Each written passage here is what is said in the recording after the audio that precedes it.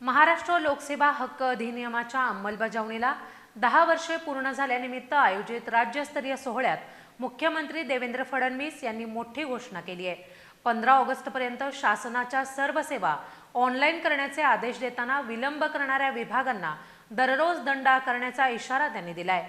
यावेळी कोल्हापूरचे जिल्हाधिकारी अमोल येडगे यांचा पथदर्शी प्रकल्पासाठी सत्कारही करण्यात आला।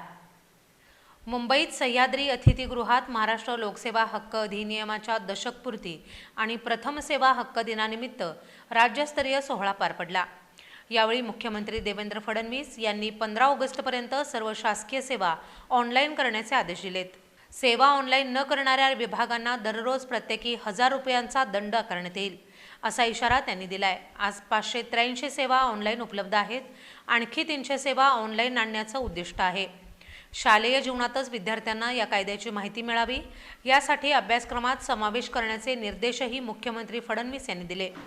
यावेळी उपमुख्यमंत्री एकनाथ शिंदे यांनी लोकसेवा हा केवळ कायदा नसून एक उदात्त भावना असल्याचं सांगितलं।